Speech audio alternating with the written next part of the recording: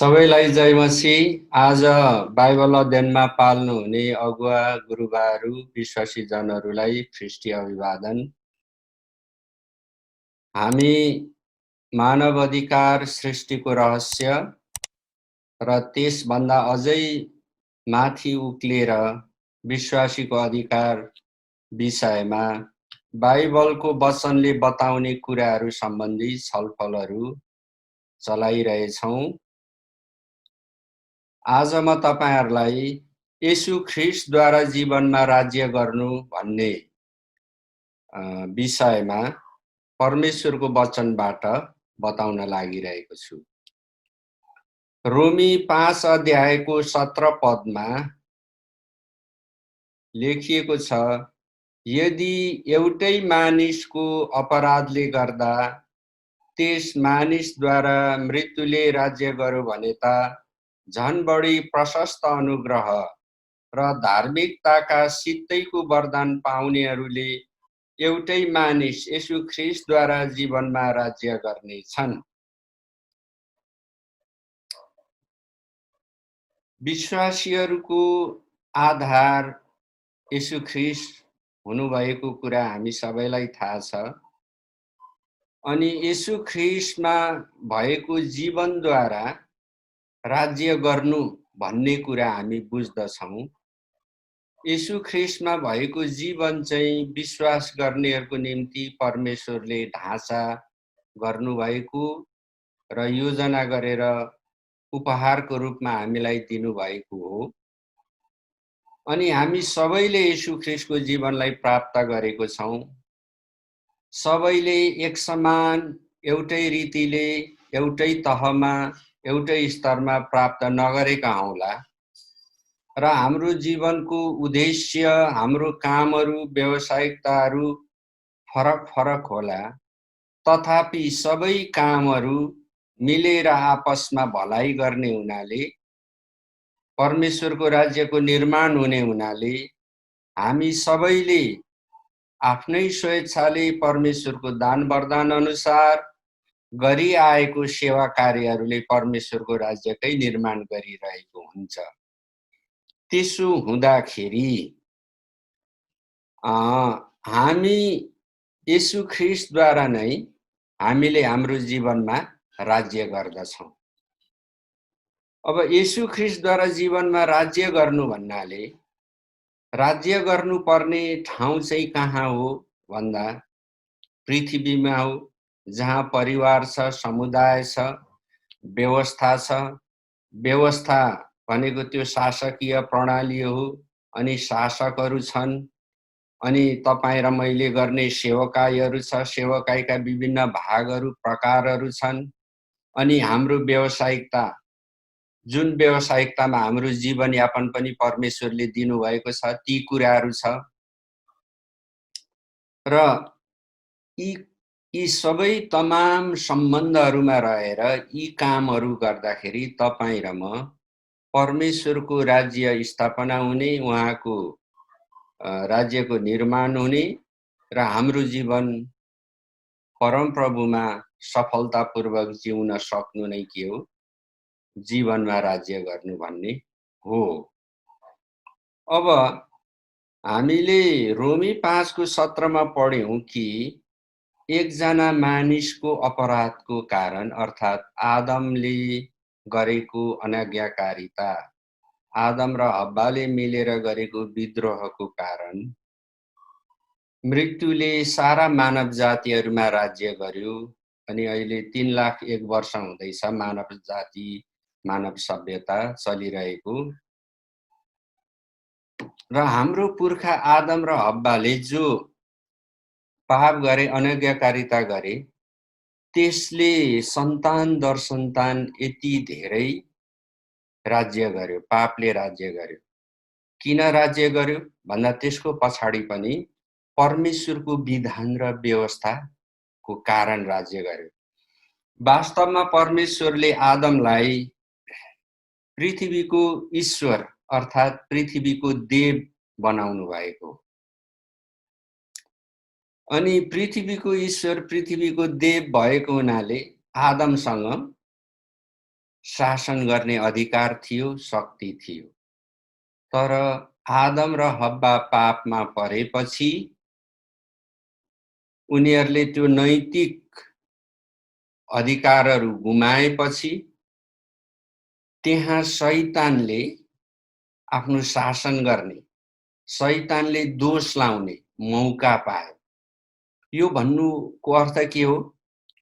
परमेश्वरले दिनुभएको व्यवस्था मानव जातिलाई थियो, व्यवस्थाको उल्लङ्घन हुँदाखेरि शैतानले दोष लगायो।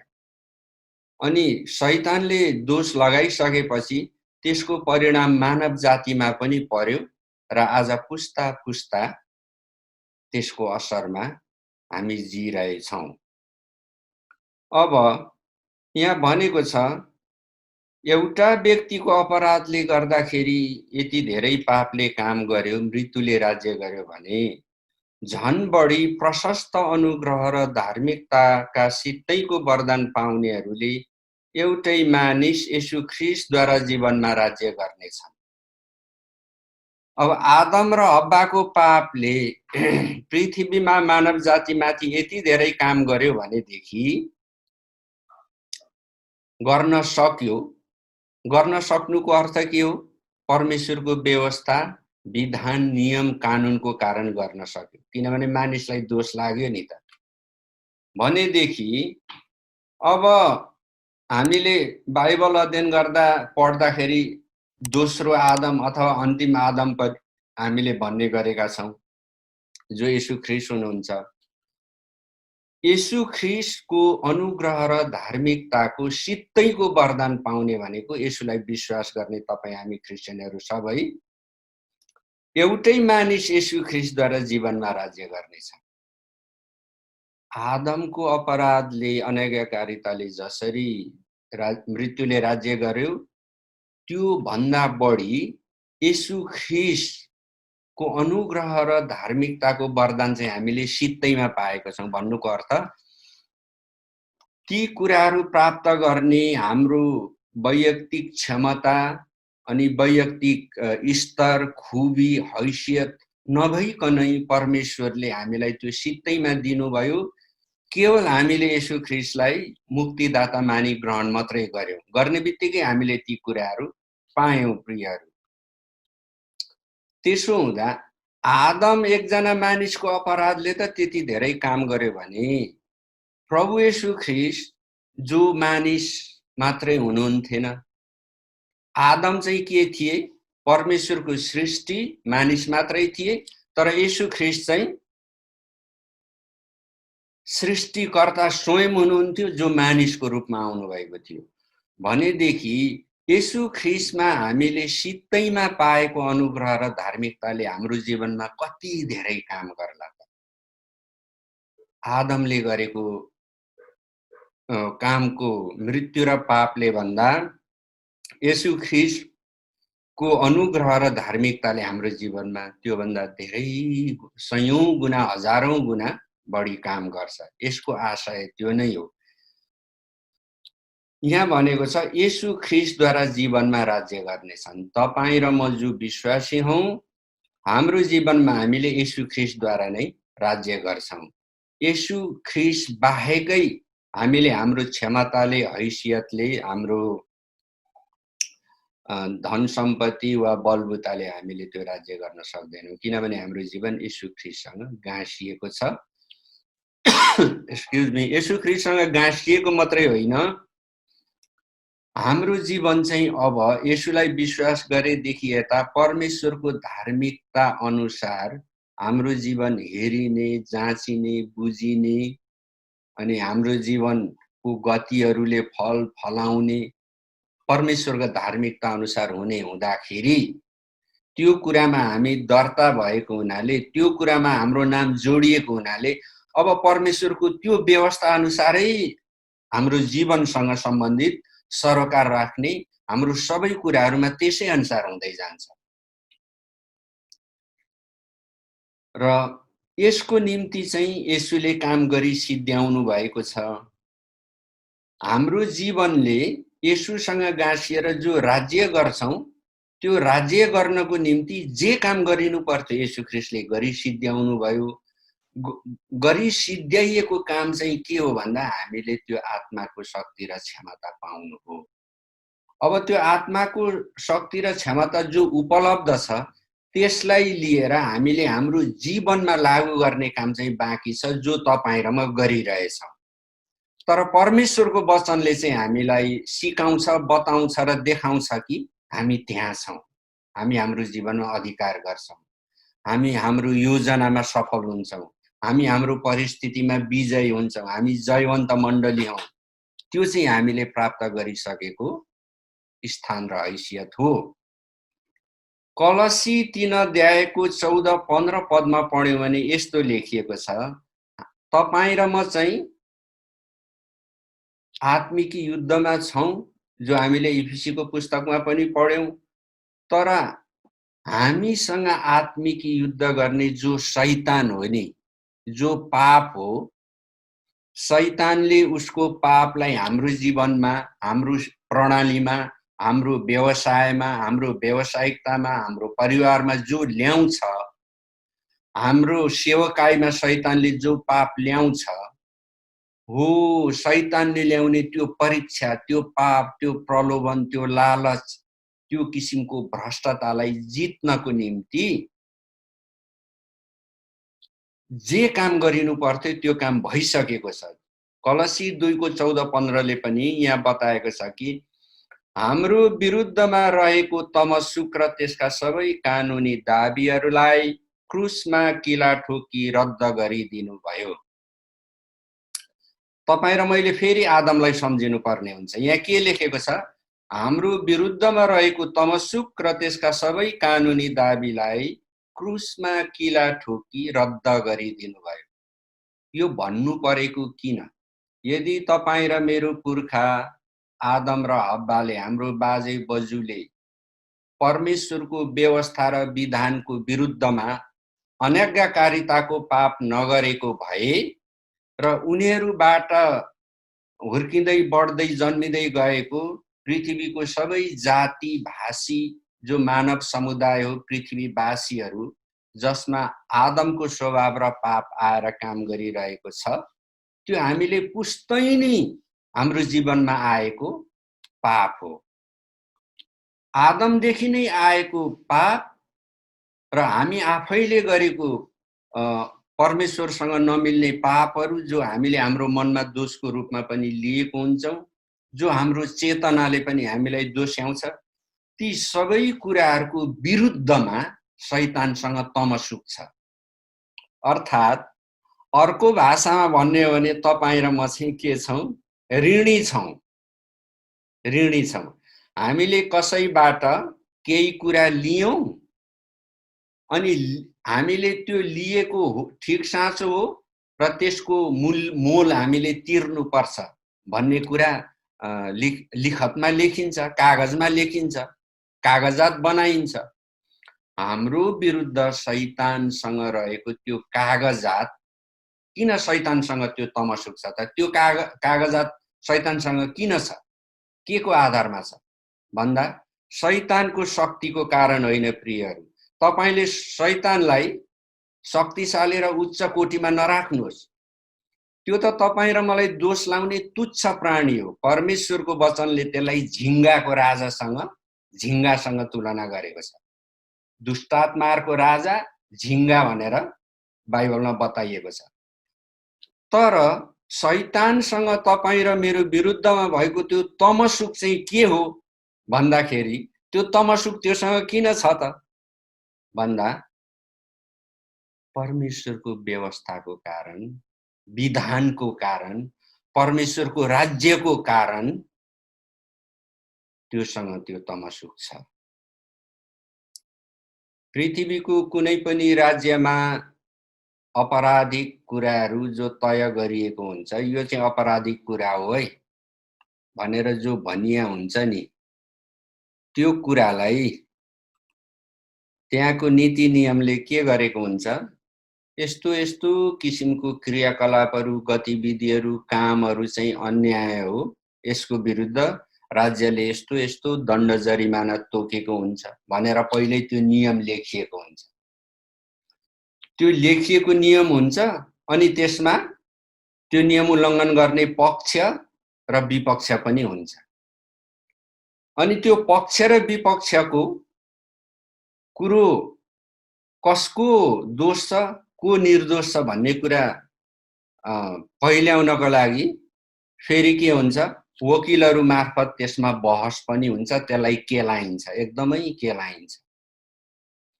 हो, हाम्रो विरुद्ध शैतानसँग भएको जो कागजात हो तमसुको, त्यसलाई यहाँ लेखेको छ र त्यसका सबै कानुनी दाबीलाई तपाईं र मैले यो बिर्सिनु हुँदैन। तपाईं र म परमेश्वरको विधान अनुसार उहाँको व्यवस्थामा उहाँको राज्यमा छौं। ख्रिस्चियन हुनु त अझै के हो, धेरै उच्च कोटिको कुरा हो। यो उच्च कोटिको कुरा, उच्च तहको कुरा जति छ त्यति नै तपाईको र मेरो विरुद्धमा लाग्ने दोषहरू, कानुनी दाबीहरू पनि हुन्छ, हुँदै जान्छ। त्यस्तै गरी यदि परमेश्वरले तपाईं र मलाई उहाँको विधान अनुसार, उहाँको व्यवस्था अनुसार उहाँको राज्यमा नराख्नु भएको भए शैतानले तपाईं र मेरो विरुद्धमा के कागजात पाउँछ र? शैतानसँग जो पनि कागजात छ त्यसलाई रद्द खारेज कसले गर्नुभयो भन्दा येशू ख्रिस्टले गर्नुभयो। अर्थात् तपाईं र मेरो पतित अवस्थालाई त्यसबाट माथि उठाएर पुनः जीवित तुल्याउने चाहिँ येशू ख्रिस्ट नै हुनुहुन्छ। त्यसका सबै कानुनी दाबीलाई क्रिसमा किला ठोकी रद्द गरिदिनु भयो, येशू ख्रिस्टले गर्नुभयो। अब अर्को वचन यहाँ छ, उहाँले प्रधानताहरू र शक्तिहरूलाई निशस्त्र पारी ती सबै माथि क्रुसमा विजय प्राप्त गर्नुभयो र तिनलाई खुल्लम खुल्ला तमासा बनाइदिनु भयो। हाम्रो प्रभु येशू ख्रिस्टले कल्वरी क्रुसमा गर्नुभएको कामद्वारा शैतान पराजित मात्रै भएको होइन कि तपाईं र मेरो विरुद्धमा जति पनि दोषहरू शैतानसँग थियो, त्यो दोषहरू के थियो, कानुनी दाबी हो। त्यो कानुनी दाबी थियो अनि उसँग हाम्रो विरुद्धको तमसुक र कानुनी दाबी भएको हुनाले प्रधानता भनेको त्यसको शक्तिले हाम्रो विरुद्ध काम गर्ने ठाउँ पाइरह्यो। तर प्रभु येशू ख्रिस्टले चाहिँ शैतानले हाम्रो विरुद्धमा जे पनि ल्याएको थियो त्यसलाई चाहिँ उहाँले निशस्त्र पारिदिनु भयो। ती सबैमाथि क्रुसमा विजय प्राप्त गर्नुभयो। कल्वरी क्रुसमा येशू ख्रिस्टको बलिदान चाहिँ मानव जातिको मुक्तिको निम्ति थियो अनि यो काम प्रभुले गर्नुभयो र यहाँ लेखेको छ र तिनलाई खुल्लम खुल्ला तमासा बनाइदिनु भयो। अर्थात् शैतानले पृथ्वीमा भएका सबै मानव जातिहरूलाई अनन्त अनन्तको खाडीमा अन्धकारमा इन्कारिने तुल्याउने शैतानको जो योजना थियो, त्यो योजना अनुसार शैतानले जे काम गर्दै थियो अब त्यसलाई येशू ख्रिस्टले रद्द खारेज गरिदिनु भयो र पृथ्वीका मानिसहरूलाई चाहिँ विश्वासको बाटो दिनुभयो अनि उहाँको अनुग्रहमा हामीले गरेको विश्वासद्वारा हामी प्रभुमा मुक्ति पाउने भयौं। यो कुरा, यो जो बाइबलमा लेखिएको छ, अहिले मैले तपाईलाई जो वचनहरू पढेर सुनाएँ नि, यो के हो, यसले के देखाउँछ भन्दाखेरि वैधानिक हिसाबले, कानुनी हिसाबले तपाईं र म जो परमेश्वरको व्यवस्थामा छौं, परमेश्वरको व्यवस्था भनेको तपाईहरु नझुकिनुहोस्, 203 वटा देशमा जो विधान छ, कानुन छ, त्यो नै परमेश्वरको व्यवस्था हो। त्यसो भनेर मैले मानिसहरूले विभेद गर्नको निम्ति अन्य तरिकाले बनाएको नियम कानुन परमेश्वरको व्यवस्था हो भनेर भनेको छैन। बाइबलमा तपाईले पाउनुहुन्छ त्यो चाहिँ मानिसहरूले विभेद गर्न, अन्याय गर्न बनाएको अन्यायी कानुनहरू। दुष्ट शासकहरूले अन्यायी कानुनहरू बनाउँछन् र मानिसहरूमाथि थिचोमिचो गर्छन्, तर ती माथिको महाराजाधिराज चाहिँ प्रभु नै हुनुहुन्छ भनेर लेखेको छ।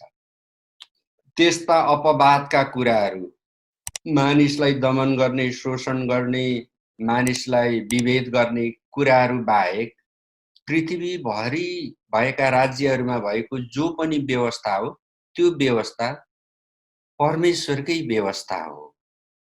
सार्वभौमिक हिसाबले त्यो परमेश्वरको व्यवस्था हो।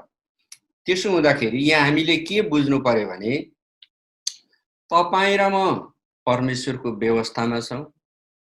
जुनसुकै देशमा बसेको हौँ, Nepal, Bharat, America, Britain, Canada अनि खाडी राष्ट्रहरू हामी जहाँसुकै बसेका हौँ, जेसुकै जाति हौँ, जे भाषा बोलौँ, हामी परमेश्वरको व्यवस्थामा छौँ, उहाँको राज्यमा छौँ।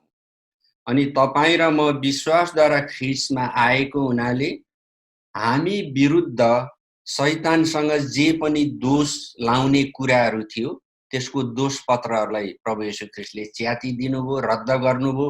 हाम्रो विरुद्धको तमसुक नष्ट भएर गयो र हामी माथि शासन गर्ने शैतानको जो प्रधानता र शक्तिहरू थियो त्यसलाई पनि येशू ख्रीष्टले पराजित गर्नुभयो, त्यसको धज्जी उडाउनु भयो अनि त्यसलाई चाहिँ ध्वस्त पारिदिनु भयो।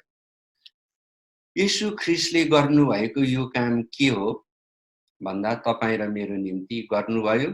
यसले तपाईँ र मलाई त्यो बन्धनबाट उन्मुक्तिमा ल्याएको छ अनि अधिकारविहीनताबाट अधिकारमा ल्याएको छ। अनन्त अँध्यारोमा खाडलमा इन्कार गरिएको अवस्थाबाट तपाईँ र म पुनर्जीवित पारेर स्वर्गको महिमामा ल्याइएका छौँ। यसको अर्थ के हो? तपाईँ र मसँग विश्वासीको अधिकार छ, तपाईसँग अधिकार छ। त्यो अधिकार तपाईले चलाउनु पर्छ। त्यो अधिकारको बारेमा तपाईँ सचेत हुनुपर्छ।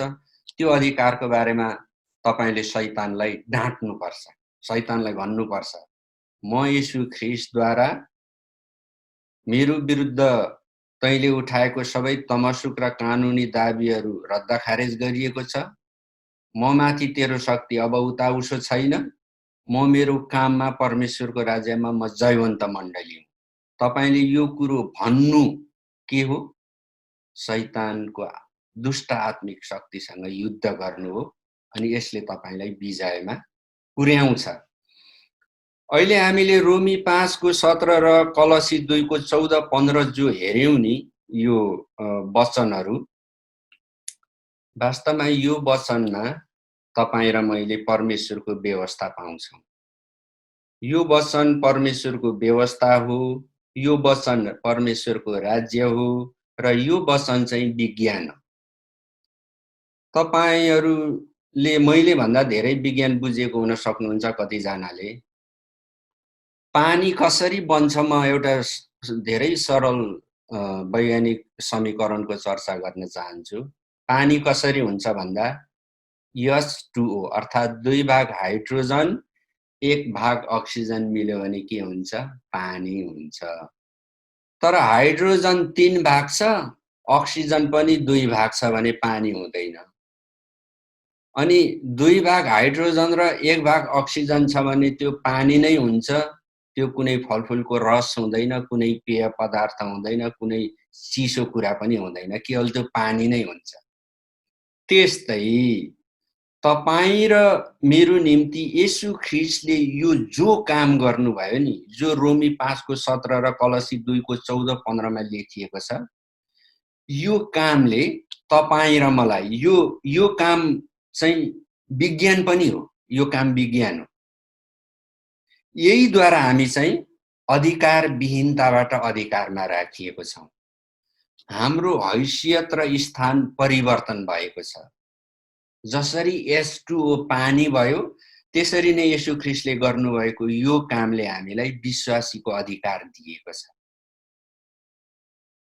त्यसो हुँदाखेरि हामीले के कुरो बुझ्नु पर्यो भने अहिले तपाईँ र मेरो परिस्थितिमा विश्वासीको अधिकार हामीलाई चाहिए जति, हामीले इच्छा गरे जति नचलाइरहेको हौँला, अथवा चलाए पनि हामीले त्यसमा सफलता नपाइरहेको पनि हुन सक्छ। तर हामीलाई दिएको जो हैसियत हो, कानुनी वैधानिक अधिकार हो, त्यसलाई निरन्तर चलाइरहनु के हो? परमेश्वरको इच्छा हो हामी माथि। वास्तवमा येशू ख्रीष्टले चाहिँ शैतानी दुष्ट आत्माहरूलाई सिंहासनच्युत गर्नुभयो। अर्थात् आदम र हब्बाको कारण हामीमाथि सन्तान दर सन्तान पुस्ता पुस्तामा आएको त्यो दोष, त्यो पाप अनि इन्कारिएको अवस्थामा हामी के थियौँ? गैर कानुनी थियौँ। येशू ख्रीष्टमा विश्वास गरेपछि हामी कानुनी भयौँ। जब हामी कानुनी भयौँ, हामीमाथि शासन गर्ने शैतानको आधार हट्यो, अर्थात् सिंहासनच्युत भयो। कुनै राज्य प्रमुखले 5 वर्षको निम्ति शासन चलाउने, राष्ट्रपति वा प्रधानमन्त्रीको रूपमा शासन चलाउने त्यो अनुमति जनताहरूले मतदान दिएर गर्छन्। अब अर्को पटक ऊ चुनावमा उठेन भने अथवा पराजित भयो भने उसको शासन गर्ने हैसियत हटेर जान्छ। त्यस्तै येशू ख्रीष्टले रोमी 5 को 17 र कलसी 2 को 14-15 मा लेखिएको जो बाइबलको वचन हो, त्यो चाहिँ येशू ख्रीष्टले तपाईं र मलाई शैतानमाथि विजय पार्नको लागि गर्नुभएको काम हो। यो विज्ञान हो, यो व्यवस्था हो, यो विधान हो, यो कानुन। बाइबलको वचनको पक्ष अनि त्यसको रूपहरू, त्यसको आयामहरू हामीले जाने भन्दा धेरै नै प्रशस्त गरेर छ। तर तपाईं र मलाई चाहिँ परमेश्वरले उहाँको आत्माद्वारा वचन बुझ्ने प्रकाशहरू दिनुहुन्छ। अनि त्यो प्रकाशले के गर्छ भन्दाखेरि वास्तवमा येशू ख्रीष्टसँग तपाईं र मेरो सम्बन्ध कस्तो रहेछ भन्ने कुरालाई देखाउँछ। येशू ख्रीष्टसँग हाम्रो सम्बन्ध कस्तो रहेछ भनेर हामी सबै विश्वासीहरूले जान्नु बुझ्नु चाहिँ हाम्रो निम्ति एबीसीडी क ख ग घ 12 खरी सुरुमा सिक्नु जस्तै हो। हामीले यो कुरा थाहा गर्नुपर्छ। अनि यो माथि हामी हाम्रो विश्वासीको अधिकार चलाउँदै उठ्दै जानु, परमेश्वरको अनुग्रह अनि हामी विश्वासीहरूको मेहनत, यी सबै कुराहरू मिलेर आपसमा काम गर्दछ। हामीले के कुरा थाहा पायौं भन्दा हाम्रो विरुद्ध अब शैतानसँग कुनै कानुनी आधारहरू छैन, किनभने तपाईं र मैले यसलाई ग्रहण गर्यौं, हामी विश्वासी हौं। अनि हामीमाथि शैतानले काम गरिरहेको जो त्यसको शक्तिहरू थियो, त्यसलाई पनि येशू ख्रीष्टले कल्वरी क्रुसमा ध्वस्त पार्नुभयो। त्यसलाई तपाईं र मेरो निम्ति पराजित गर्नुभयो। तपाईं र मेरो निम्ति येशूले शैतानलाई हराइसक्नु भएको छ। यो थाहा गर्नु पर्छ। यो नै सत्य हो, यो नै तथ्य हो तपाईं र मेरो निम्ति। अब एफिसी 2 अध्यायको 6 पदमा हेर्यौं भने पनि त्यहाँ के लेखेको छ भन्दाखेरि एफिसी 2 अध्यायको 6 अनुसार तपाईं र म जो ख्रीष्ट विश्वासी हौं, हामी हरेक विश्वास गर्नेहरू येशू ख्रीष्टसँगै जीवित पारिएका छौं र तपाईं र म चाहिँ स्वर्गीय स्थानहरूमा बसाइएका छौं। येशू ख्रीष्टसँगै तपाईं र म पापबाट छुटकारा गराएर जीवित पारियौं मात्रै भएन, परमेश्वर पिताको दाहिने हातपट्टि येशू ख्रीष्टसँगै बसायौं, स्वर्गीय स्थानहरूमा बसायौं। स्वर्गीय स्थानमा तपाईं र म बसाइनुको अर्थ चाहिँ हो येशू ख्रीष्टसँग पापको विरुद्ध र शैतान र त्यसको दुष्टात्माहरूमाथि जो अधिकार छ, अब त्यो अधिकार येशूसँगै बसाइएको हुनाले तपाईं र मसँग पनि छ। अनि कोरिन्थीको किताबमा भनेको छ परमेश्वरले तपाईं र मलाई ख्रीष्टसँगै साझे उत्तराधिकार बनाउनु भयो। यदि साझे उत्तराधिकार कोबाट हामी कसको उत्तराधिकारी हौं भन्दाखेरि परमेश्वर पिताको उत्तराधिकारी हौं। येशू ख्रीष्ट मानव चोलामा परमेश्वरको पुत्र हुनुहुन्छ अनि हामी पनि मृत्युबाट जीवित बनाएर परमेश्वरको दाहिने हातपट्टि राखियौं, येशूसँगै राखियौं। त्यसमाथि येशू परमेश्वरले भन्नुभयो येशू ख्रीष्टसँगै तिमीहरू चाहिँ साझै उत्तराधिकारी हौ भन्नाले परमेश्वर पिताबाट येशू ख्रीष्टले जे शक्ति अधिकारहरू पाउनुभयो, जे महिमाको सम्पत्तिहरू पाउनुभयो, त्यो शक्ति र अधिकार, त्यो महिमाको सम्पत्ति तपाईं र मैले पनि पाएको छौं, किन हामी साझे उत्तराधिकारी हौं। त्यसो हुँदाखेरि तपाई र म चाहिँ अब स्वर्गीय स्थानहरूमा किन बसाइएको भन्दाखेरि शासन गर्नको लागि बसाइएको हौं। परमेश्वरको इच्छा तपाईले येशू ख्रीष्टसँग भएर जीवनमा शासन गर्नु। परमेश्वरको इच्छा येशू ख्रीष्टसँग भएर मैले जीवनमा शासन गर्नु हो, राज्य गर्नु। राज्य गर्नुको अर्थ पृथ्वीमा रहँदा बस्दा हामीले राज्य गर्नुपर्छ। पृथ्वीमा हामीले चुनौतीहरूको सामना गर्नुपर्दा, अभावहरूको सामना गर्नुपर्दा, अन्त्यको समयमा बाँचिरहेका हामी विश्वासीहरूले आइपरेको सङ्कष्टहरूमा खडा रहन हामीले जीवनमा राज्य गर्नुपर्छ, शासन गर्नुपर्छ। तपाई र म स्वर्ग गएपछि हामीले शासन गर्नुपर्ने, राज्य गर्नुपर्ने आवश्यकता छैन। हामी त परमेश्वरसँग परमेश्वर जस्तै भएर त्यो अनन्तको शान्ति र आनन्दमा हामी जीवन जिउँछौँ। त्यहाँ दुःख कष्ट हुँदैन, विरोधहरू हुँदैन, बाधा हुँदैन, भ्रष्टता हुँदैन। तपाई र मैले कुनै कुरामाथि शासन गर्न खाँचो छैन।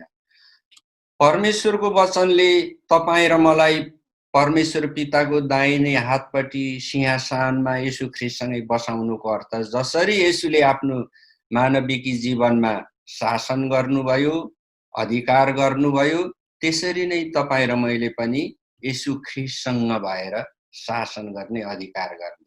येशूले भन्नुभयो, म बोट हुँ, जीवनको बोट म नै हुँ, तिमीहरू हाँगा हौ। हाँगा चाहिँ मसँग रह्यो भने त्यसले फल फलाउँछ। मैले आज बाइबल अध्ययनको शीर्षक तपाईलाई बताएको थिएँ। येशू ख्रीष्टद्वारा जीवनमा राज्य गर्नु भन्ने मैले त्यो शीर्षक अघि बताएको थिएँ। अर्थात् बोटसँगै भएर हामी हाँगाहरू हामी फल फलाउन सक्छौं, अर्थात् जीवनमा राज्य गर्न सक्छौं। हामी क्रुसको बाटो भएर सिंहासनमा बसालिएकाहरू हौं।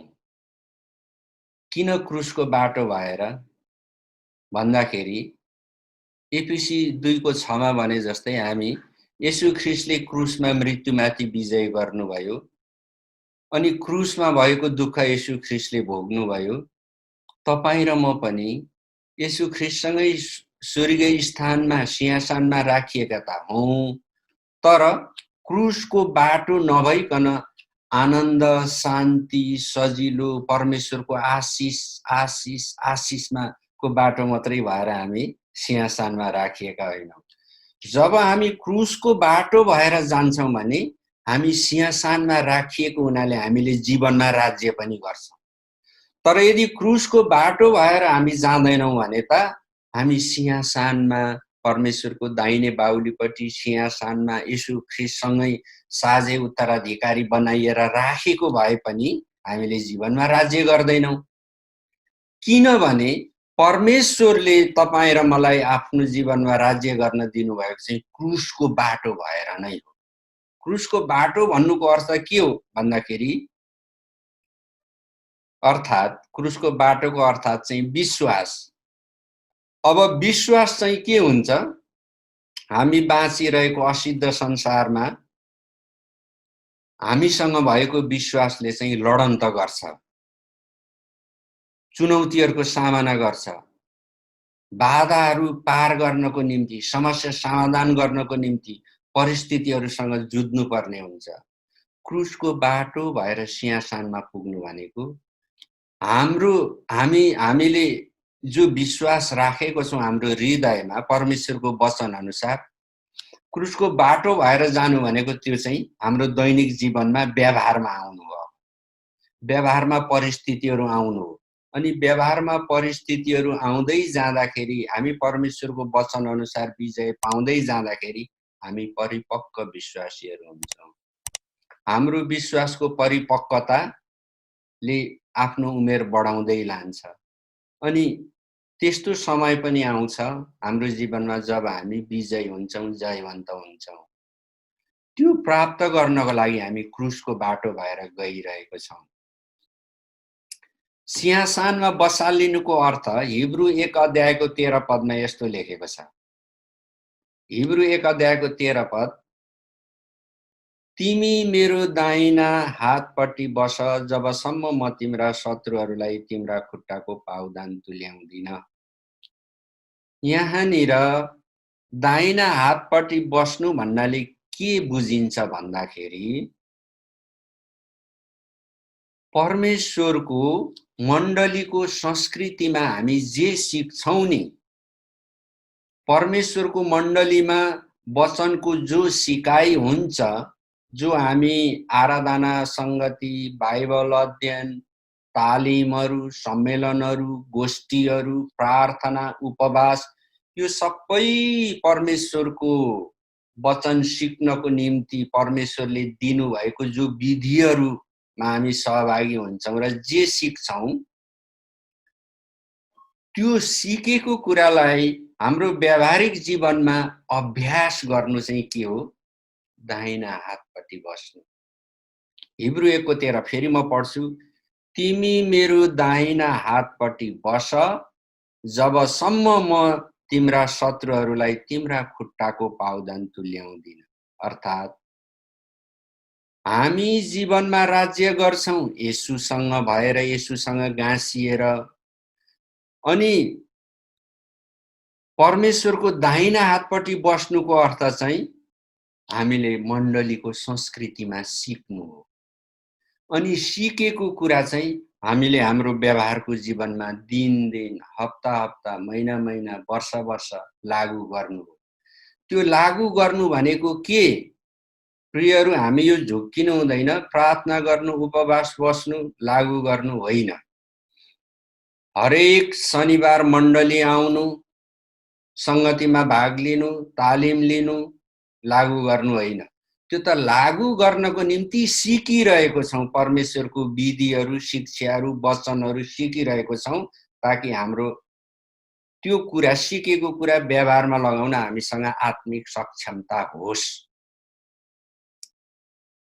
त्यो आफै लागू गर्नु होइन, त्यो चाहिँ लागू गर्नको लागि सिकेको कुरा।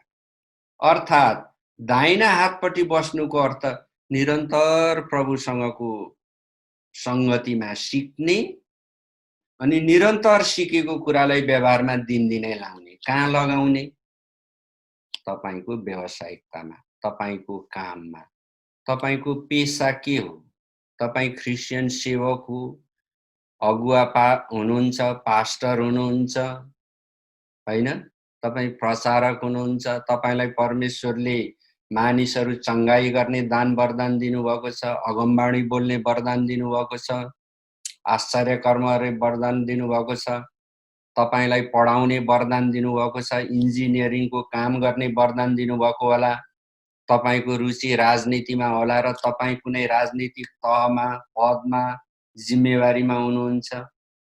त्यो लागू गर्ने कुरा चाहिँ तपाई र मेरो व्यावसायिकता, चाहे त्यो सेवकाई होस्, पेशा होस्, काम होस्, व्यापार होस्, जे पनि होस्। प्रभुले भन्नुभयो, तिमी मेरो दाहिना हातपट्टि बस, जबसम्म म तिम्रा शत्रुहरूलाई तिम्रा खुट्टाको पाउदान तुल्याउँदिन। अघि हामीले हेर्यौं, प्रभु येशू ख्रीष्टले हाम्रो विरुद्ध कानुनी दाबीहरू गर्ने, तमसुक देखाउने, हामीलाई दोष लाउने, शासन गर्ने शैतानलाई चाहिँ उहाँले पराजित गर्नुभएको छ, ध्वस्त गर्नुभएको छ। तर त्यसको काम र त्यसको दिनहरू सिद्धिएको छैन।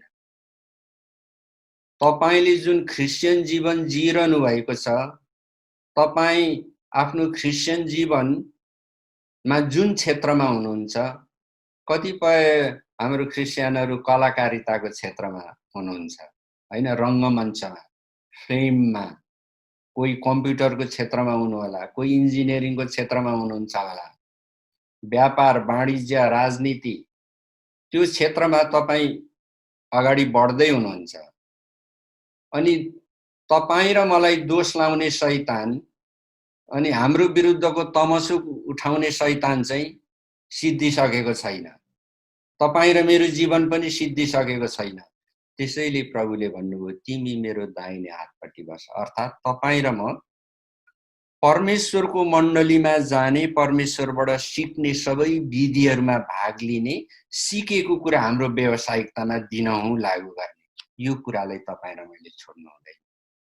जब छोड्छौं, हाम्रो विश्वासीको अधिकार त्यहाँनिर गएर गडबडीमा पर्छ। त्यसो हुँदाखेरि हामी येशूद्वारा जीवनमा शासन गर्नको निम्ति हामी येशू ख्रीष्टसँग गाँसिएर रहि नै रहनुपर्छ। अनि तपाईं र मेरो पेशा र व्यावसायिकताको ध्येय चाहिँ परमेश्वरको मूल्य मान्यतासँग मिलेकै हुनुपर्छ। होइन भने हामी आफ्नो मानवीय इच्छा र मानवीय उद्देश्य लक्ष्य प्राप्त गर्न मानवीय संगठनको हिसाबले मानिसहरूसँग मेलजोल गरेर कुनै तरहले जान त जान्छौँ, तर त्यहाँ विश्वासीको अधिकार होइन, तपाईं र मेरो क्षमताको, तपाईं र मेरो चातुर्यको, तपाईं र मेरो कूटनीतिको, तपाईं र मेरो बौद्धिकताको कुरा मात्रै अगाडि गइरहेको हुन्छ।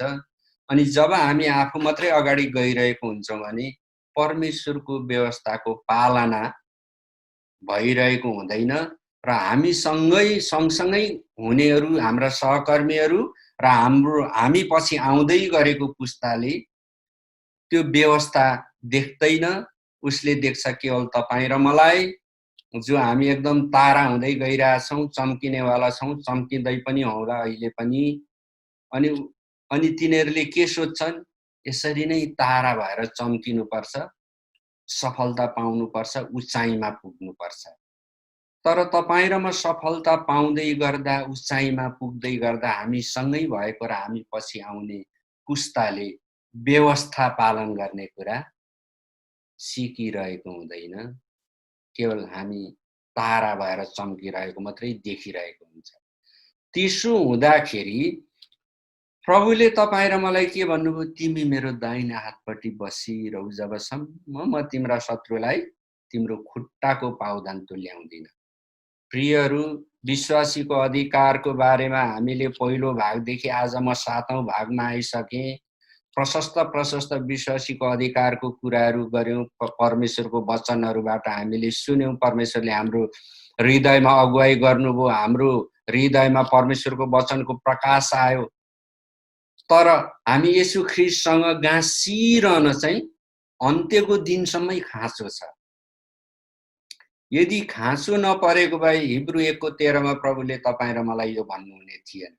किनभने हाम्रो शत्रु चाहिँ कुनै पनि बेला खडा हुन सक्छ र हाम्रो विरुद्धको तमसुक, त्यो पुरानो तमसुक र हामी तारा हुँदै चम्किँदै जो गइरहेको हुन्छौं, त्यस सम्बन्धमा पनि परमेश्वरको व्यवस्थासँग नमिलेको कुराहरू अनि तमसुक र उसले कानुनी दाबीहरू, उसको बुँदाहरूको संख्या बढाउँदै लगेर हाम्रो विरुद्ध देखाउँछ। त्यो अवस्था हाम्रो जीवनमा नआओस् भनेर प्रभुले के भन्नुभयो? जबसम्म तिम्रा शत्रुलाई तिम्रो खुट्टाको पाउदान तुल्याउँदिन, तबसम्म तिमी मेरो दाहिना हातपट्टि नै बस। अर्थात् तपाईं र मैले ख्रिस्टियन जीवन जिउँदा व्यवस्थालाई मानिसहरूले सिकेको हुनुपर्छ, उदाहरण लिएको हुनुपर्छ। केवल तपाईं र म तारा जस्तै चम्केको, हामी सफल भएको उदाहरण लिनुपर्ने होइन। हामी जोखिममा छौं। हामी सबै विश्वासीहरू जोखिममा छौं। त्यसकारण हामी सधैँ परमेश्वरको दाहिना हातपट्टि बसिरहनु पर्यो। अब यूहन्ना 14 अध्यायको 12 पद एकचोटि पढौं। परमेश्वर येशू ख्रीष्टले हामीले चिताएको भन्दा, हामीले ठानेको भन्दा, हामीलाई गर्न सक्ने कुराहरू, हामीले चढ्ने उचाइहरू, हामीले पुग्ने उत्कर्षहरू ज्यादै नै भन्नुभएको छ। यूहन्ना 14 को 12 मा यस्तो लेखिएको छ, प्रभुले यो भन्नुभयो, जसले मलाई विश्वास गर्छ त्यसले मैले गरेको काम पनि गर्नेछ र ती काम भन्दा ठूला काम गर्नेछ, किनभने म पिता कहाँ गइरहेछु। सामान्यतया हामी विश्वासीहरूले यो कुराको आशा राखेको हुँदैनौँ। येशूले यो भन्नुको अर्थ यही हो कि प्रभु येशू ख्रीष्टले तपाईं र मलाई कति धेरै अधिकार दिनुभएको रहेछ। येशू ख्रीष्टसँग जति अधिकार थियो त्यो भन्दा तपाईं र मलाई येशूले बढी अधिकार दिनुभयो। संसारमा कुनै पनि खेल, कुनै पनि प्रतिस्पर्धा हुने कुराहरूमा वा कुनै पनि ज्ञान र सिपहरूमा गुरुसँग 20 वटा 20 श्रृङ्खलाको तरिकाहरू छ भनेदेखि उसले सिकाउँदाखेरि 16-17 सम्म सिकाउँछ अरे, 2-3 वटा बाँकी राखेको हुन्छ ताकि उसँग सिक्ने चाँडै नै उभन्दा माथि नजाओस् भनेर। अनि कुनै पनि गुरुले 20 वटा श्रृङ्खलाको उसँग त्यो प्रविधिहरू जानेको छ, ज्ञानहरू छ, तरिकाहरू, तरकिबहरू जानेको छ, उसले 20 का 20 सिकाउँदैन। एकदमै मन परेकोलाई 19 मा तह लगाउँछ, किनभने 20 का 20 सिकायो त ऊ भन्दा माथि वरिष्ठ हुने भयो। तर यो वचन पढ्नुहोस्, येशू ख्रीष्टले 20 भन्दा माथि, येशू ख्रीष्ट चाहिँ गुरु 20 को हुनुहुन्थ्यो, तर उहाँले चेलालाई चाहिँ कहाँ पुर्याउनु? 20 भन्दा माथि। के भन्नुभयो? जसले मलाई विश्वास गर्छ, मैले गरेको काम गर्छ, ती भन्दा ठुला काम गर्छ, मैले गरेको भन्दा ठुला काम गर्छ। अब येशू एकमात्र पृथ्वीमा मानिसहरूको बीचमा देखा पर्नु भएको एकमात्र यस्तो अद्वितीय गुरु हुनुहुन्थ्यो जसले आफ्नो चेलाहरूलाई आफूसँग भएको शक्ति, अधिकार र तरकिबहरू भन्दा बढी गरेर दिनुभयो। तपाईं र मलाई यो कुरामाथि विश्वास गर्न निकै गाह्रै पर्छ। मलाई पनि धेरै गाह्रो पर्थ्यो। अहिले पनि मैले यो वचनको सम्पूर्ण भाग, सम्पूर्ण आयाम, सम्पूर्ण रूप जानेको छुइनँ, बुझेको छुइनँ, जान्दैछु, बुझ्दैछु। तर वचनले जे भन्छ त्यो नै साँचो हो। तपाईं र मैले कम बुझ्नु, बुझ्न नसक्नु तपाईं र मेरो कुरा, त्यो परमेश्वरको कुरा होइन। पावलले के भन्नुभयो? प्रेरित पावलले इफिसीको पुस्तकमा तपाईं र मैले के अध्ययन गर्यौं भन्दा जान्न सक, बुझ्न सक, गर्न सक, सिक्न सक, देख्न सक, तिमीहरूको हृदय उज्यालो होस्। त्यो सक्ने कुरा, जो काम हो, जो मेहनत हो, जो अभ्यास हो, त्यो तपाईं र मेरो भाग हो। दिने कुरा जो हो त्यो परमेश्वरले दिनुभएको छ। त्यसै कारण विश्वासीको अधिकार कति धेरै रहेछ, येशूले कति धेरै दिनुभयो भन्दा उहाँसँग जति अधिकार र शक्ति थियो त्यो भन्दा धेरै अधिकार र शक्ति उहाँले तपाईं र मलाई दिनुभयो। अब पावलले पनि यही कुरा भन्नुभएको छ। म तपाईलाई अर्को पद देखाउँछु। येशू ख्रीष्टले के भन्नुभयो? मैले भन्दा तिमीहरूले ठुलो काम गर्नेछौ। येशू ख्रीष्टले भनेको कुरालाई पावलले फेरि एकचोटि दोहोर्याउनु भयो। त्यो कहाँ लेखेको छ भन्दाखेरि एफिसीको पुस्तक 2 अध्यायको 5 र 6 पदमा लेखिएको छ। त्यहाँ के लेखिएको छ? पावलले त्यसलाई कसरी भन्नु भन्दा यसरी भन्नु, हामी पापमा मरेको भए तापनि उहाँले भनेको येशू ख्रीष्टले, परमेश्वरले हामीलाई येशू ख्रीष्टसँगै जीवित पार्नुभयो। अनुग्रहबाटै तिमीहरूले उद्धार पाएका छौ, हो कि? अनि हामीले उद्धार पाएको चाहिँ परमेश्वरको अनुग्रह हो। हाम्रो योग्यता पुरा पुगेपछि उद्धार पाएको होइन। योग्यता नपुग्दै हामीले विश्वास गर्यौं, हामीले उद्धार पायौं। तर विश्वासीको अधिकार र सिंहासन चाहिँ अनुग्रहमा पाइने कुरा होइन। प्रियहरू, विश्वासीको, तपाईं एउटा विश्वासी हुनुहुन्छ, तपाईंले विश्वासीको अधिकार र त्यो अधिकार अनुसार जो सिंहासन पाउनुहुन्छ नि, त्यो चाहिँ अनुग्रहमा पाइँदैन। अनुग्रहमा चाहिँ तपाईं र मैले के पायौं? उद्धार पायौं। अब अधिकार र सिंहासन चाहिँ तपाईं र मैले परमेश्वरमा जान्न सकेर, बुझ्न सकेर, मेहनत गर्न सकेर, खोज्न सकेर पाउने कुरा हो।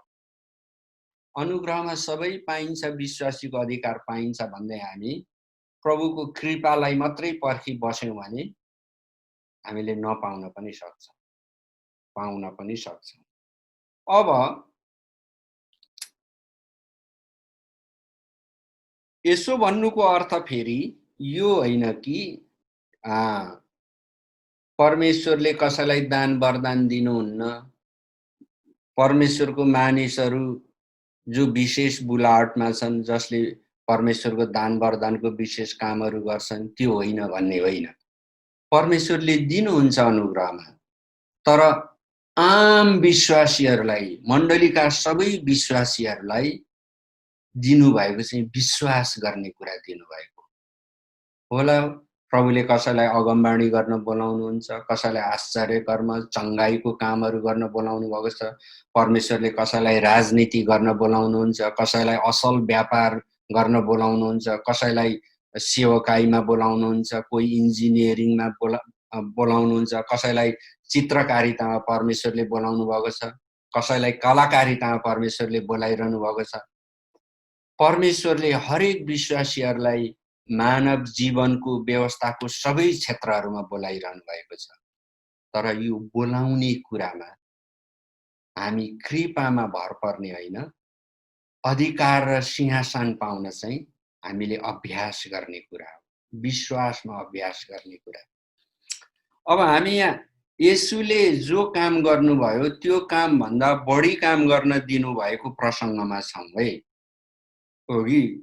अब यसो हेर्दाखेरि अहिले हामी येशूले गरेको कामहरू गरिरहेका छौँ एक प्रकारले, चाहे हामी व्यक्तिको रूपमा हौँ वा मण्डलीको रूपमा हौँ। हो, हामीले येशूले गर्नुभएको सबै कामहरू गर्न सकिरहेको छैनौँ, नगरेका छौँ, हो कि?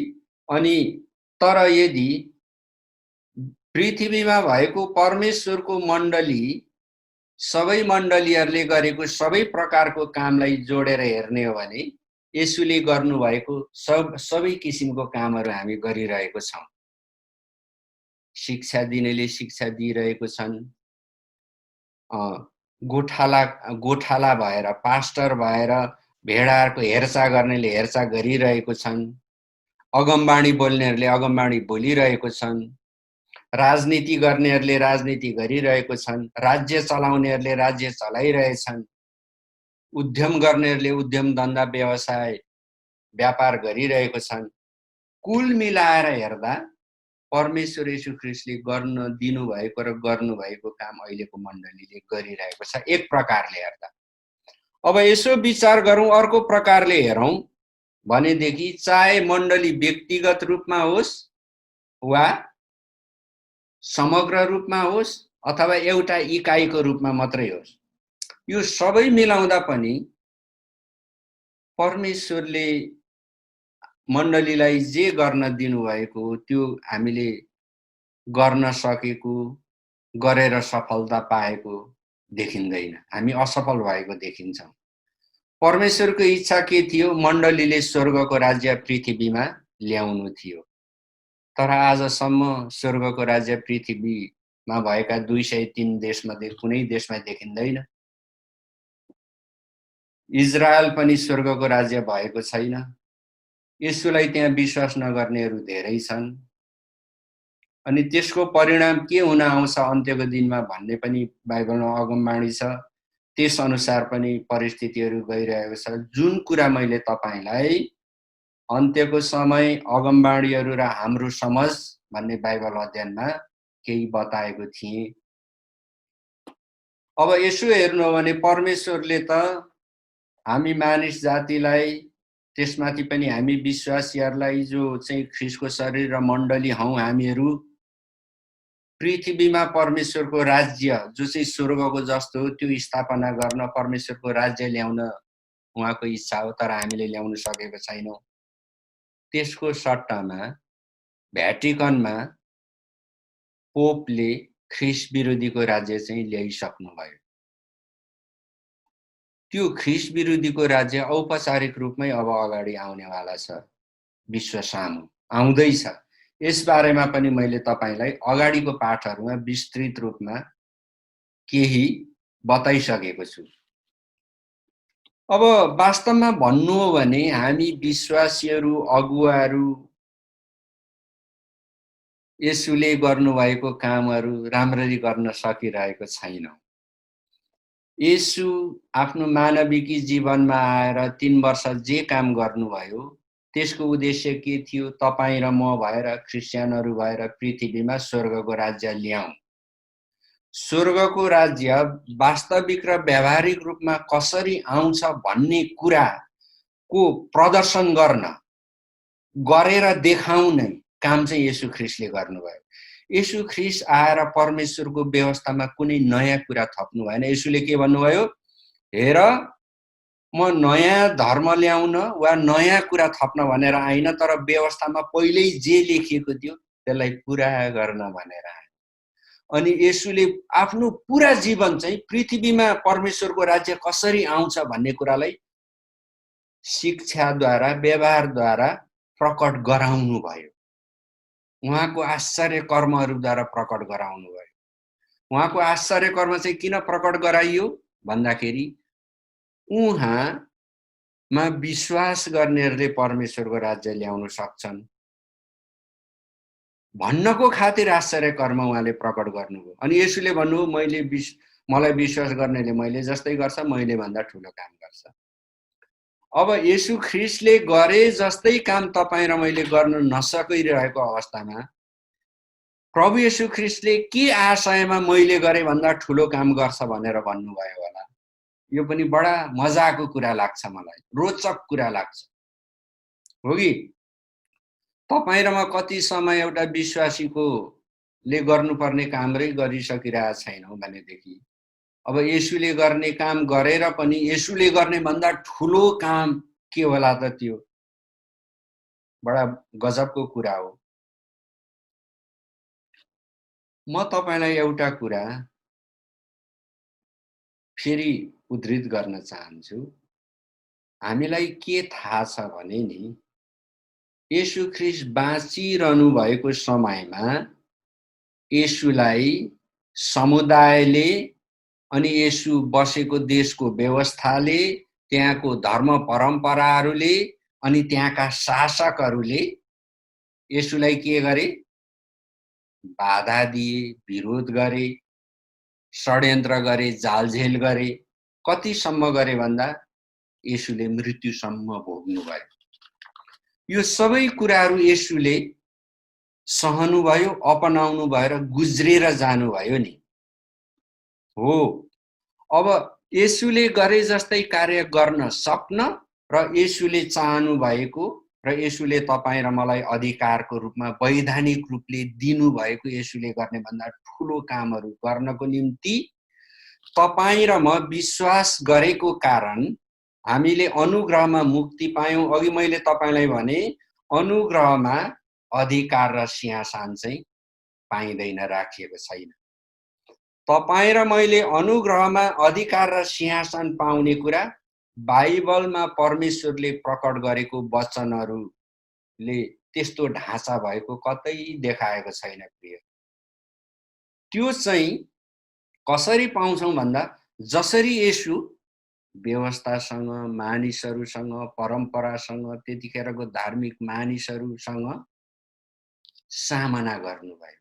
तिनीहरूले येशूको विरुद्ध बाधाहरू, अडचनहरू तयार गरे। त्यो बाटो भएर उहाँ जानुभयो, क्रुसको बाटोबाट भएर जानुभयो। तपाईँ र मेरो, मैले येशूसँग भएर जीवनमा राज्य गर्ने कुरा, तपाईँ र मैले विश्वासीको अधिकार प्रयोग गरेर विजय पाउने कुरा, सिंहासनमा पुग्ने कुरा पनि त्यो बाटो भएरै जान्छ। त्यो बाटो नभइकन अनुग्रहमा पाउने भएदेखि तपाईँ र म सजिलो आरामदायी कुर्सीमा बसेर आनन्दले परमेश्वरको वचनलाई हामीले दिमागमा थाहा गरेको हिसाबले मात्रै, जानेको हिसाबले मात्रै भए हामीले त्यो अधिकार र शासन पाउने थियौं होला, अनुग्रहमा सित्तैमा पाएको भए। तर अधिकार र सिंहासन चाहिँ तपाईँ र मैले गर्ने विश्वास र विश्वासलाई काममा लगाएको कारण र त्यो क्रुसको बाटो भएर गुज्रेर जाँदा मात्रै पाउने हुनाले तपाईँ र मैले यो विश्वासीको अधिकार पनि त्यसरी मात्रै पाउँछ।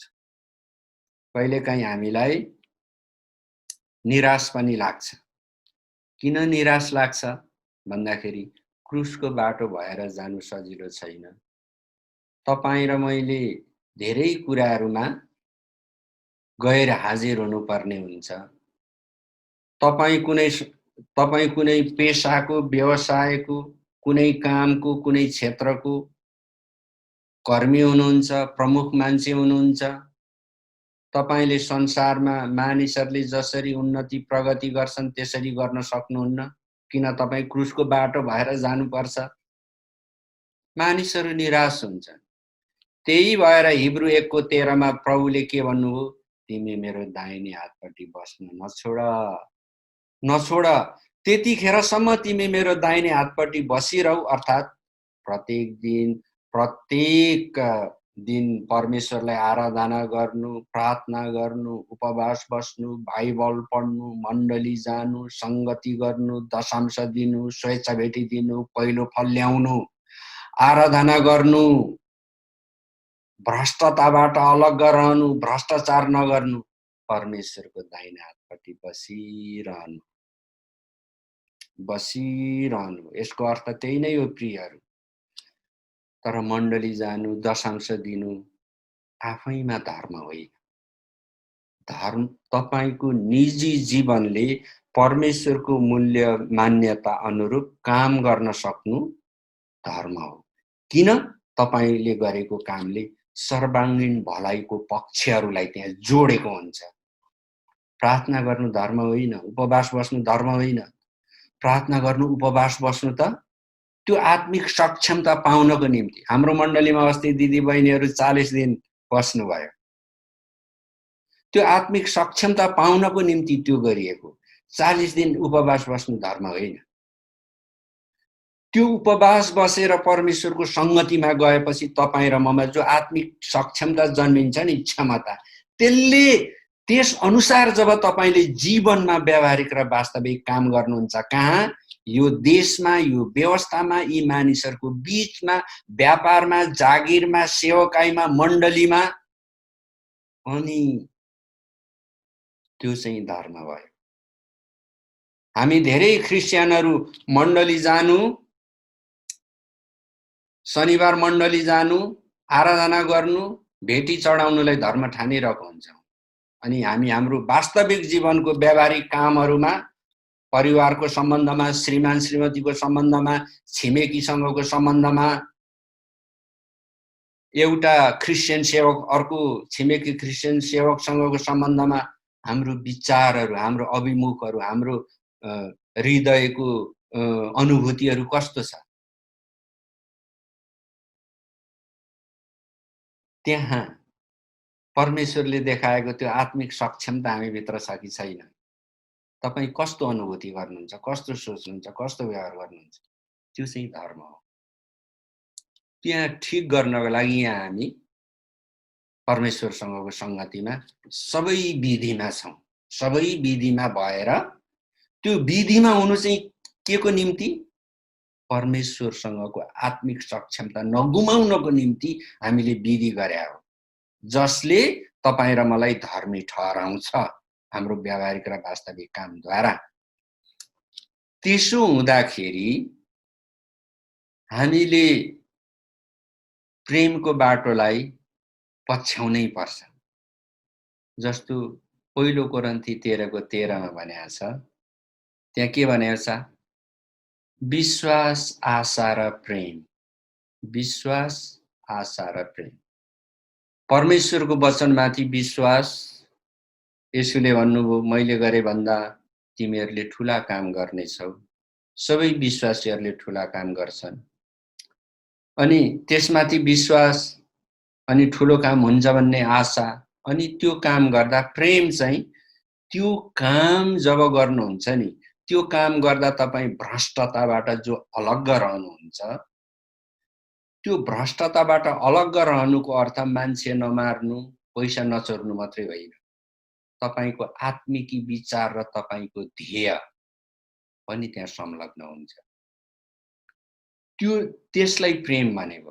प्रेम गर्नुको अर्थ केवल मानिसलाई लोलोपोतो घस्नु, मिठो कुरा गर्नु, एकदमै कूटनैतिक भाषामा मिठो कुरा गर्नु मात्रै, त्यो मात्रै प्रेम होइन। त्यो पनि प्रेमको एउटा रूप त हो, तर त्यो रूप भन्दा तपाईको भित्री रूप ठिक ठाउँमा खडा भएको हुनै पर्छ।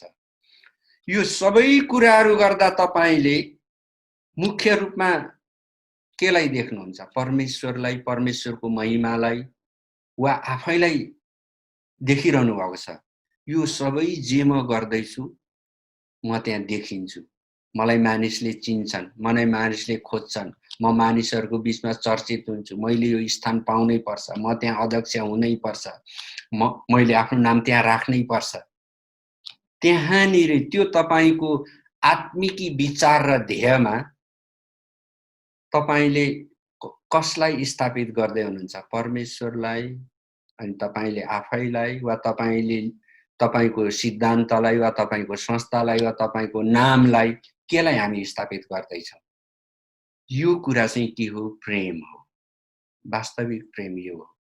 वास्तविक प्रेमले हल्ला मचाउँदैन, ढोल पिट्दैन, त्यसको प्रचार प्रसार गरिँदैन, त्यसमा मान्छेले उद्घाटन नगर्लान्, ठुलो उत्सव नहोला, तर त्यो तपाईको त्यो सानै काम कार्य भए पनि त्यो कार्यले मानिसहरूलाई वास्तविक हिसाबले तिनको सर्वाङ्गीण भलाइ हुने कुरालाई निर्माण गरिरहेको हुन्छ। अनि तपाईसँग हुने र तपाई पछि आउने पुस्ताहरूले त्यो काममा तिनको ध्यान गइरहेको हुन्छ। काम यसरी भयो, यसरी गरियो भन्ने कुरालाई तिनले विचार पुर्याइरहेको हुन्छ।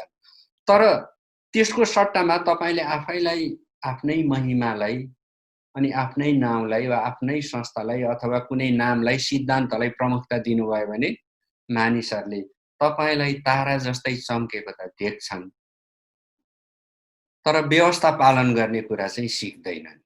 अनि हाम्रो आउने पुस्ताहरूले पनि छोटो बाटो अपनाउँछ, छिटै प्रगतिमा पुग्ने कुरा रोज्दछ। यो कुरा के हो? हामी सबैले भोगिरहेको वास्तविक यथार्थ र तितो सत्य हो। त्यसै भएको हुनाले स्वर्गको राज्य अहिले 203 वटा देशमा कहीँ पनि स्थापित भएको छैन। इभन इजरायलमा पनि। म अंग्रेजी नबोल्नु भन्छु, झुक्किएर एउटा शब्द भनिहालेछु। कतिसम्म भने इजरायलमा समेत परमेश्वरको राज्य स्थापित भइरहेको छैन। त्यसो हुँदाखेरि अब येशूले भन्नुभएको कुरामा अलिकति विचार गरौँ प्रियहरू। येशूले भन्नुभयो, अझै अगाडि बढेर भन्नुभयो, र ती भन्दा ठूला कामहरू गर्नेछ। अब सवाल आउँछ, ठूलो कामहरू भनेको के हो? कि जबकि तपाई र मैले येशूले गरे जस्तै गर्न सकि नरहेको अवस्थामा येशूले तपाई र मेरो जीवनमा आशा राख्नु भएको ठूलो काम अझै के होला? यो त बडा अचम्मको कुरो हो, गजबको कुरो हो, मजाको कुरो हो कि? बडा उत्तेजनाको पनि कुरा भयो। हुन त हामी सबै विश्वासीहरूले सबै काम गर्नु पर्दैन, गर्न सक्दैनौं पनि, तर पनि हामी सबै पृथ्वीभरिका विश्वासीहरूको अगाडि जिम्मेवारीहरू छ। हामी जुन क्षेत्रमा छौं त्यहाँ हाम्रो जिम्मेवारी छ। हाम्रो जिम्मेवारीलाई परमेश्वरको मूल्य र मापदण्डमा सर्वाङ्गीण भलाइ हुने प्रकारले परमेश्वरको त्यो इच्छालाई, त्यो वचनलाई, उहाँको त्यो रूपलाई स्थापित गरेर काम गर्नु नै मेरो विचारमा येशू ख्रीष्टले भन्नुभएको हामीले गर्न सक्ने ठूलो काम हो कि? त्यस्तो लाग्छ मलाई। हामीले हाम्रो जिम्मेवारी पूरा गर्न सक्नु पनि ठूलै काम हो। अब यो ठूलो कामको बारेमा जो येशू ख्रीष्टले गर्नु भएन, मैले बाइबलमा सकेसम्म खोजे, विचार गरे, के होला त प्रभु यो ठूलो काम? तपाईले त्यसै त भन्नु भएन, के चाहिँ होला त? हो कि?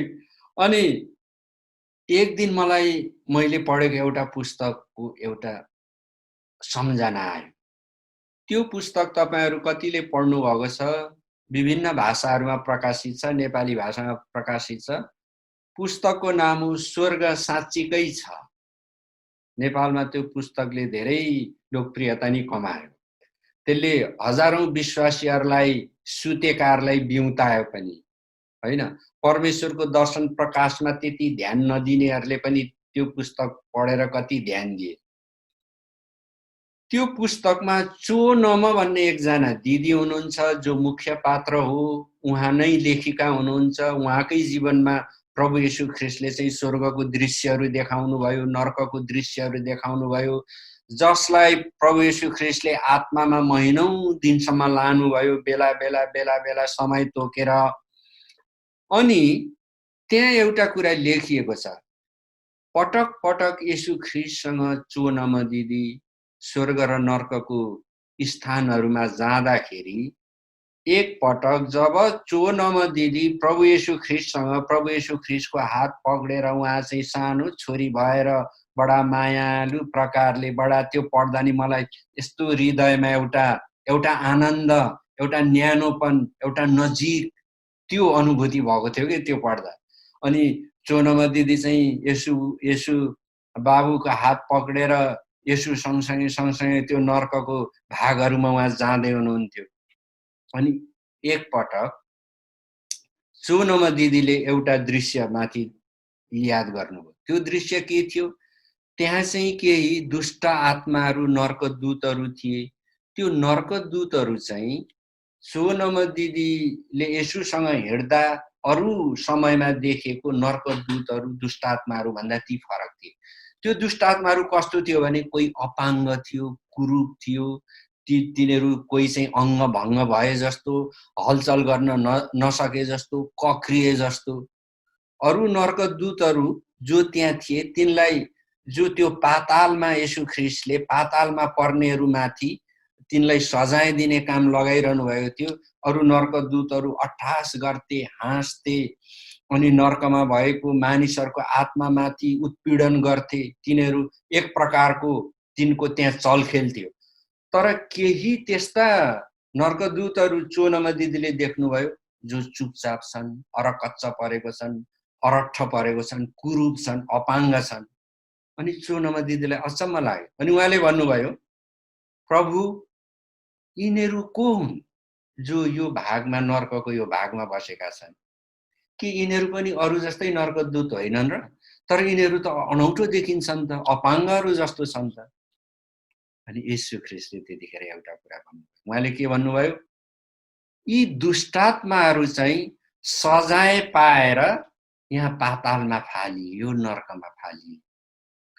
पृथ्वीका मेरा दासहरूले यिनीहरूलाई सजाय दिएको हुनाले यिनीहरू यहाँ कक्रक्क परेर निष्क्रिय सजाय भोगेर बसिरहेका छन्।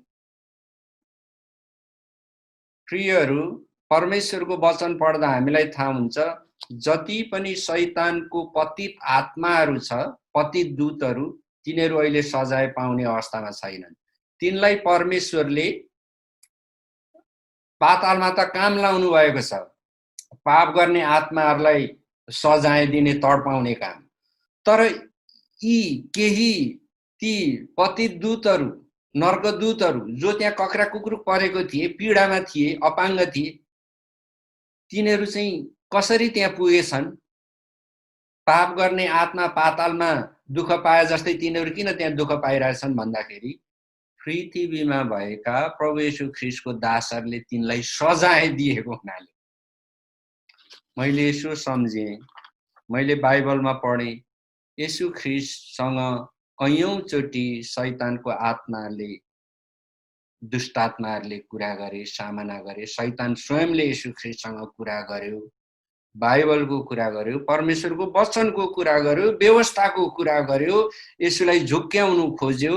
अनि जब येशू सेवकाईमा सुरु लाग्नुभयो, एकचोटि त्यो दुष्टात्माहरूको हुलले यो पनि भने, समय नपुग्दै तपाईँ हामीलाई किन दुःख दिनुहुन्छ? यहाँ तपाईले वचनमा ध्यान दिनुस् है। अघि मैले तपाईलाई रोमी 5 अध्यायको 17 मा के भनेको थिएँ र कलसी 2 को 14-15 मा के भनेको थिएँ? कलसी 2 को 14-15 मा हाम्रो विरुद्धमा रहेको तमसुक र त्यसका सबै कानुनी दाबीलाई येशू ख्रीष्टले रद्द गरिदिनु भयो भनेको छ। अब यहाँ येशू ख्रीष्टसँग कुरा गर्दा दुष्टात्माहरूले के भन्दैछन्? हे परमेश्वरको पुत्र, समय नपुग्दैखेरि तपाई हामीलाई दुःख दिन किन आउनुभयो? कानुनी कुरा हो कि होइन प्रियहरू? तपाईलाई कस्तो लाग्छ? यहाँ शैतानको आत्माहरूले परमेश्वरको विधान र व्यवस्थामा लेखिएको कानुनी दाउपेचलाई दरो गरी उठाएर येशूसँग सवाल गरिरहेको छ कि छैन? अनि येशूले भन्नुभयो, तिनले के भने? हामीलाई छोडिदिनुहोस् गदरिनीको देशमा। अनि येशूले भन्नुभयो, जाओ तिमीहरू। अनि ती दुष्ट आत्माहरू 2000 सुँगुर भन्दा धेरैको भिडमा पसेर मरे, गए। सुँगुर मर्यो, तिनीहरू स्वतन्त्र भए।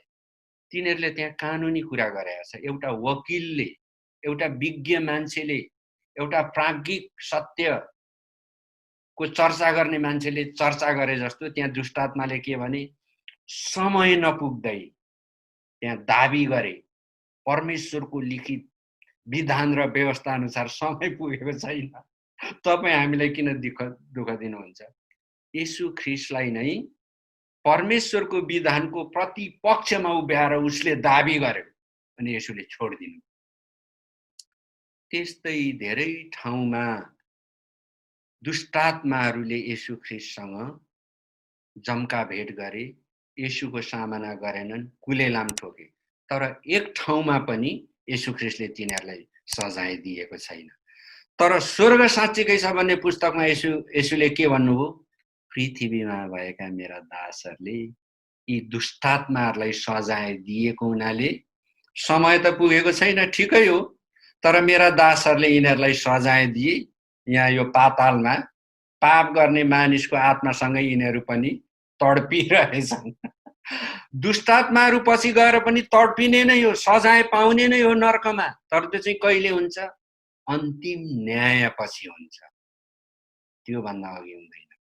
परमेश्वरको व्यवस्था र विधानमा त्यही लेखेको छ। त्यसै कारण त्यो दुष्टात्माले येशूसँग तर्क गरे, वकिलको तर्क, प्राज्ञिक हिसाबले तर्क, बौद्धिक हिसाबले तर्क, कानुनी लडाई, अनि येशू ख्रीष्टले छोडिदिनु। तर येशू ख्रीष्टले के भन्नुभयो? मैले गरे जस्तै तिमीहरूले गर्नेछौ र मैले गरे भन्दा पनि प्रशस्त ठुला कामहरू गर्नेछ। हेर्नुहोस्, येशू ख्रीष्टले हामीलाई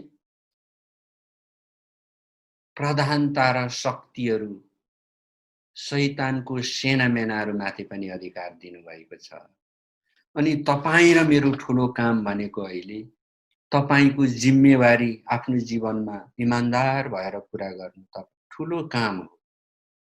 मैले मेरो जिम्मेवारी इमानदारपूर्वक पुरा गर्नु ठुलो काम हो।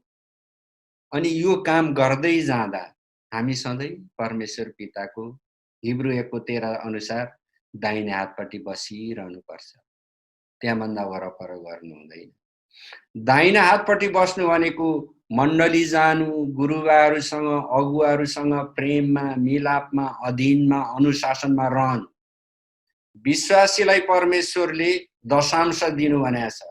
तपाईले आफ्नो कमाईको 10% क्याल्कुलेटर बिना हिसाब गर्दा झुकिन्छ कि पुरा हिसाब गरेर दिनुपर्छ? पहिलो फल ल्याउनु पर्छ, बप्तिस्मा लिनुपर्छ, विश्राम दिन पालन गर्नुपर्छ। परमेश्वरको पुस्तकमा जति विधिहरू लेखिएको छ सबै पुरा गर्नुपर्छ। पुरानो नियमको बलिदानहरू बाहेक अहिले नयाँ नियमको मण्डलीमा जति विधि छ सबै गर्नुपर्छ। किन? त्यो विधिसँग परमेश्वरले हामीलाई आत्मिक सक्षमता बनाउने परमेश्वरको त्यो व्यवस्था, त्यो विधान, त्यो कानुन, त्यो विज्ञान उहाँले गाँस्नु भएको छ। त्यसैले हामीले त्यो गर्नुपर्छ। कति विश्वासीहरूले भन्छन् नयाँ नियममा दशांश दिने लेखेकै छैन। थुप्रो ठाउँ लेखेको छ, हामी त्यता अहिले चर्चा नगरौँ। तर हाम्रो मुख्य विषय हो तपाईँ र मेरो अधिकार छ, विश्वासीको अधिकार छ। येशूले त उहाँसँग भएको अधिकार भन्दा नि बढ्ता अधिकार दिनु। पहिला हामीले हाम्रो जिम्मेवारीहरू पुरा गरौँ, त्यो हाम्रो निम्ति ठुलो काम हुन्छ। त्यसपछि अझै अरू ठुलो काम गर्ने कुराको बारेमा पनि हामीले बुझ्दै जाउँला के रहेछ त्यो। त्यसो हुनाले प्रभु येशू ख्रीष्टले चाहिँ तपाईँ र मलाई विश्वासीको अधिकार चलाउनको निम्ति हामीलाई जे कुरा हुनुपर्ने हो, जे चाहिने हो त्यो तय गरिसक्नु भएको छ। त्यसलाई थाहा गरेर हामी परमेश्वर पिताको दाहिना हातपट्टि रहेर हामीले हाम्रो जीवनमा विश्वासीको अधिकारलाई प्रयोग गर्दै जयवन्त जीवन र विजयी मण्डली हुँदै जानु र हाम्रो जीवन जियाइबाट परमेश्वरको व्यवस्था, परमेश्वरको राज्य, स्वर्ग राज्य आउनु परमेश्वरको इच्छा हो। त्यसैको निम्ति तपाईँ र म बोलाइएका पनि हौँ। जस्तो इफिसीको पुस्तकमा लेखिएको छ, परमेश्वरले तिमीलाई बोलाउनुको रहस्य के हो त्यो तिमीले जान्न सक भनेको छ। तपाईँ र म परमेश्वरको राज्य निर्माण गर्नको निम्ति बोलाइएका हौँ। प्रियहरू, हामी प्रभुलाई धन्यवाद दिएर यो बाइबल अध्ययनलाई अन्त्य गर्नेछौँ। पिता, धन्यवाद दिन्छौँ तपाईँले हामीलाई येशू ख्रीष्टमा जीवित तुल्याउनुभयो, स्वर्गीय स्थानहरूमा राख्नुभयो, येशूसँग साझे उत्तराधिकार बनाउनुभयो र येशूले हामीमाथि अझै कृपा गरेर अनुग्रह गरेर हामीलाई उहाँले गर्ने कामभन्दा ठुला कामहरू गर्न हामीलाई त्यो अख्तियार दिनुभएको छ, त्यो ठाउँ, त्यो क्षेत्र दिनुभएको छ। अनि यो कुरा हामी सबैले बुझ्नको निम्ति, जान्नको निम्ति हामी तपाईसँग बिन्ती गर्छौँ। तपाईँ पवित्र आत्माले हाम्रो जिम्मेवारीहरूमा हामीलाई सधैँ अगुवाई गर्नुहोस् कि येशू ख्रीष्टले हामीलाई दिनुभएको जो क्षेत्र हो त्यसलाई हामीले प्राप्त गर्न सकौँ। तपाईको कृपा, अनुग्रह, प्रेम र संगति सदा सर्वदा हामीसँग रहोस्। येशूको नाममा माग गर्छौँ। आमेन।